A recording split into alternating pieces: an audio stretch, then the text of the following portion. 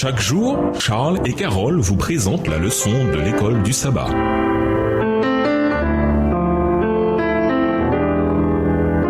Bienvenue dans votre émission Dieu nous parle. Objectif et passion, que nous enseignent les passages suivants sur le moteur dans la vie d'Esdras et de Néhémie. Néhémie 2, les versets 1 à 10, Esdras 7, les versets 8 à 10. Néhémie 2, les versets 1 à 10. Au mois de Nisan, la 20e année du roi Artaxerxès, comme le vin était devant lui, je pris le vin et je l'offris au roi. Jamais je n'avais paru triste en sa présence. Le roi me dit, pourquoi as-tu mauvais visage? Tu n'es pourtant pas malade. Ce ne peut être qu'un chagrin de cœur. Je fus saisi d'une grande crainte. Et je répondis au roi, que le roi vive éternellement. Comment n'aurais-je pas mauvais visage lorsque la ville où sont les sépulcres de mes pères est détruite et que ses portes sont consumées par le feu? Et le roi me dit, que demandes-tu? Je priai le Dieu des cieux. Et je répondis au roi, si le roi le trouve bon et si ton serviteur lui est agréable, envoie-moi en Juda vers la ville des sépulcres de mes pères pour que je la rebâtisse. Verset 6. Le roi, auprès duquel la reine était assise, me dit alors, combien ton voyage durera-t-il et quand seras-tu de retour? Il plut au roi de me laisser partir et je lui fixai un temps. Puis je dis au roi, si le roi le trouve bon, qu'on me donne des lettres pour les gouverneurs de l'autre côté du fleuve,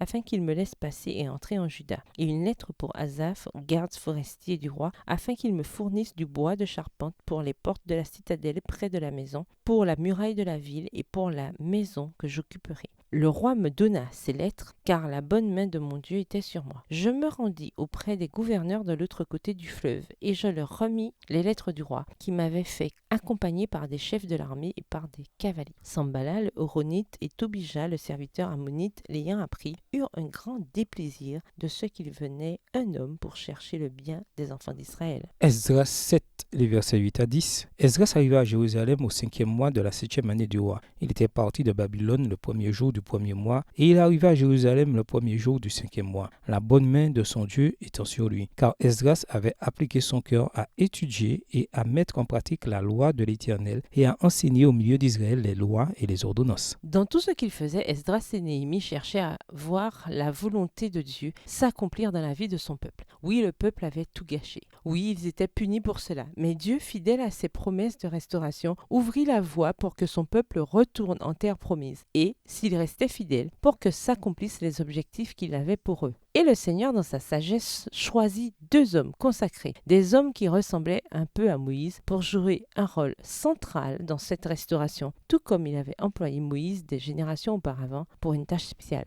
Les grands leaders comme ces 2 hommes ont un objectif. Ils ont une raison d'être qui motive toutes leurs actions. On pourrait dire qu'Esdras et Néhémie avaient un but dans la vie. Ils avaient une vision de la destination où ils voulaient amener le peuple de Dieu, puis ils mirent tout en œuvre pour atteindre cet objectif. Esdras fit cela en étudiant les Écritures et en enseignant au peuple la parole. Néhémie encouragea le peuple à faire le bien et à se battre courageusement pour Dieu. Ces 2 hommes voulaient voir une Jérusalem restaurée, mais pas seulement sur le plan matériel. Ils voulaient aussi voir un réveil et une réforme dans la vie spirituelle de ses habitants. C'est la raison pour laquelle ils corrigèrent, réprimandèrent et parfois exigèrent une certaine ligne de conduite. Les grands leaders croient en quelque chose de plus grand que l'ordinaire et le médiocre. Esdras et Néhémie croyaient en un Dieu aimant et puissant, un Dieu qui pouvait faire des miracles, et ils voulaient que tous aient un lien profond avec lui. Dès le premier chapitre de Néhémie, le lecteur est impressionné par la consécration de Néhémie à la cause de Dieu, et aussi par son désarroi à cause de la situation désespérée de son peuple. Dans le chapitre 1, il pleure quand il apprend les épreuves des Israélites en Juda. Il se met à genoux et promet de faire tout ce que Dieu l'appellera à faire. Néhémie semble être poussé par l'idée de faire une différence dans le monde. C'était un homme d'action pour Dieu. Ce n'est pas en se faisant le meilleur salaire ou en ayant une position prééminente que Néhémie choisit de faire une différence, même s'il avait les 2 en Perse, mais en se rendant en Juda, une nation pas si prospère que cela, avec de l'opposition à chaque pas. Il partit par la foi sans tenir compte des obstacles qui l'attendaient. Au revoir. Et à demain si Dieu veut. Dieu nous parle. Chaque jour, Charles et Carole vous présentent la leçon de l'école du sabbat.